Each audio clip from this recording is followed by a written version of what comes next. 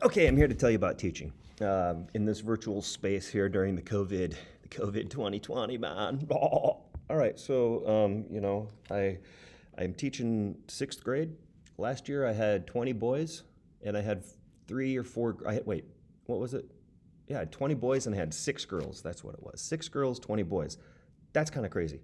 If you have that ratio there, all of the boys turn into werewolves, and all of the girls are like the coolest people you've ever met. That's what happened last year. So apparently the office got wind about their mismanagement of the numbers because this year I have like 17 girls and three boys. What is going on there? We heard Heath wanted some more females in his classroom, so we gave them all to him. It's just bizarre. But anyway, so it's to add to the bizarre reality of looking at a screen that's 11 and a half inches and you're looking at a whole bunch of freaking avatars and maybe three people are actually have their camera on. But yeah, a lot of, we got like two Cardi B's. These are 11-year-old children. Lots of bloody clowns. There's some avatars that, like, oh my gosh. And you want to ask them to turn on their camera, but you can't because there's privacy issues. Yeah, privacy issues.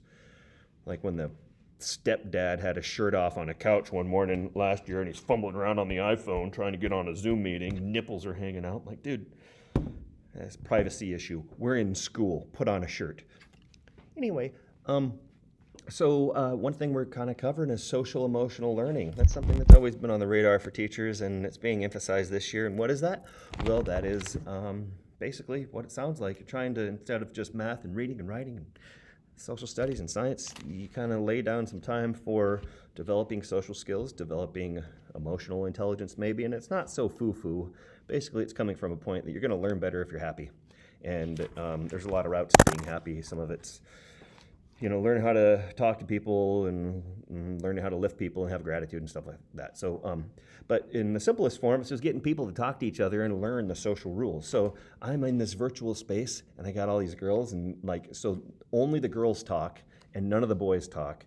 And it's just really weird. I noticed one thing too, is in the afternoon, because we have morning meetings and then we have afternoon meetings. And in the afternoon, it's like, all of the girls, I'm not even joking, they all put on makeup in the afternoon. And then they turn on their cameras and they look at each other and they're like showing each other their new hairdos and their new like glitter stuff. So I'm trying to teach like social studies and they're like, it's like, what is going on? Because I usually have I'm kind of teaching on the board or pulling up maps or something and I can't see them. And then I, put up the screen so I can see them and they're just like, oh my gosh, it's so crazy. So anyway, social emotional learning.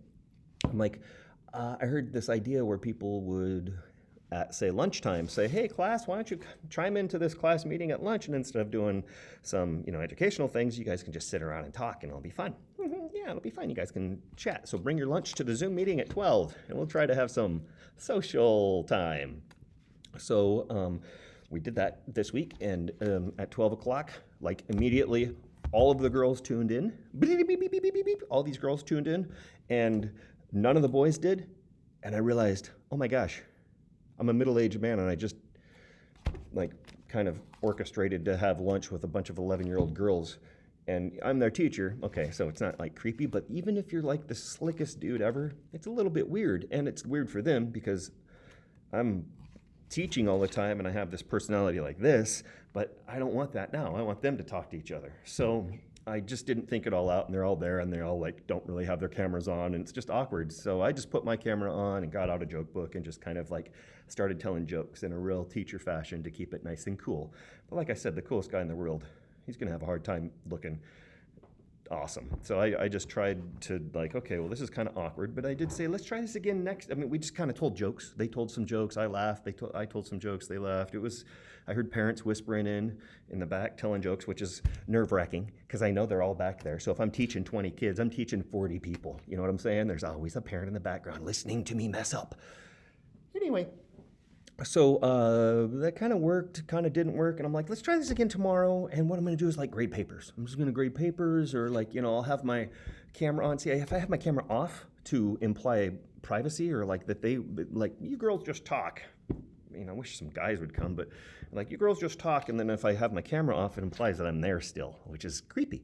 So if I have my microphone off, so then it's like I don't have to listen to, or they can't hear me. They can't tell if my speaker's on or off. I'd prefer it to be off, but they don't know, so it's just creepy. So what I was going to do was just kind of put them together and then check out and then come back in and say, hey, how's it going? Cool, everything good? Yeah, blah, blah, blah. And hopefully I'd catch them in a conversation about something that was not bad.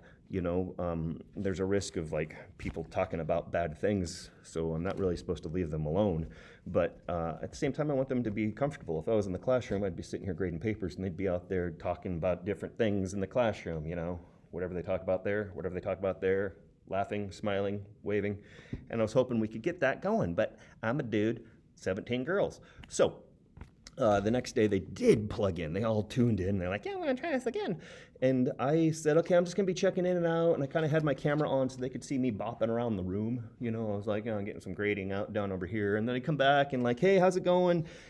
And let them know that I didn't have my speaker on loud. I could hear them talking and maybe laughing occasionally. But I'm like, hey, I don't know if sorry to interrupt you, so like that. But then I'm bopping around and I leave. And I see a teacher aide who works with our class in the hallway. I'm like, hey, this is cool. Maybe if she's free and she's not doing anything, and I don't think she was, I hope she wasn't. I was like, hey, you want to check into this meeting? Then you can hang out with the girls. And then there's like an adult woman with a bunch of girls, and they're comfortable and they're talking, everybody's fun, and I can go do whatever, and I can host the meeting, but I don't have to be there. And she goes, cool. So she got on the meeting. And I'm like, this is sweet. And I went over and I talked to my colleague, and I went downstairs, talked to the office, and I just kind of didn't have to be at the meeting. I took care of some things, and then I came back about 20 or 30 minutes later, and I'm like, all right, hey, girls, sorry to interrupt. Hey, that was a fun time. I got to get ready for my next meeting here, blah, blah, blah. See ya, bye. And they all boop, boop, boop, boop, boop, boop, boop, and they all go away. And then and I'm sitting here, I'm like, cool, that was a good social time. Maybe this awesome teacher aide can do that once a week with the girls. And then the teacher aide comes in, and she's like, hi. I'm like, hey, how'd it go? It sounds like they were talking. That's great. She's like, yeah, well, after you left, one other girl chimed in. And it's this girl we haven't seen that much, so you don't really know where she's at. You don't know if you'd leave her alone in a room. But they were with an adult. And she's like, yeah, so we were telling jokes again. And I'm like, really? After like the joke telling thing the first time, they all just like resulted to telling jokes again? That's weird. But so they're telling jokes, which is like dangerous territory if there's not a teacher in the room, but there's this teacher aide. And she tells me, she's like, and the girl came, so she said, I have a joke. And right away she said, what's Moby Dick's dad's name? And I'm thinking, right there, man, you got to put on the brakes. Put on the brakes. Get the heck out of that subject area. Something came up. Oh, I think I just got a phone call. Hey, blah, blah, blah. Hey, blah, blah, blah. You just like change the subject. Oh, just get out of there as fast as you can. But that didn't happen. Instead, I guess somebody said, what? Like, I don't know. What do you call Moby? What is Moby Dick's dad's name? So the girl said, Papa Boner. And evidently the 17, 11-year-old girls either just kind of did that Cocker Spaniel look with their confusion, like, huh? Did one of those, or their cameras just went off, like, boop, boop, boop, boop. Because, and all the parents in the background heard this girl come in and say, Papa Boner. And I'm trying to help them socially and emotionally, so I'm sure I really gave them some stuff to work through. So maybe that's my goal. I give them some weird stuff to think about, and then now they have some trauma. They'll work through that and be stronger people. Gosh. Anyway, I'm going to go check into this meeting that we were supposed to do. There's like 1,500 district employees. Yeah, they all are supposed to go to this speaker on Zoom this morning. Well, Zoom only has 1,000-person capacity. So I was like number 658, and everybody comes on at 999. They start freaking out, and then nobody can get on at 1,000. Like, really? District? Come on, you're killing me here. You schedule the speaker on a platform that only holds 1,000 people, and you employ more than 1,000 people? You employ math teachers? You're in charge of math? Okay. Anyway, thanks for listening.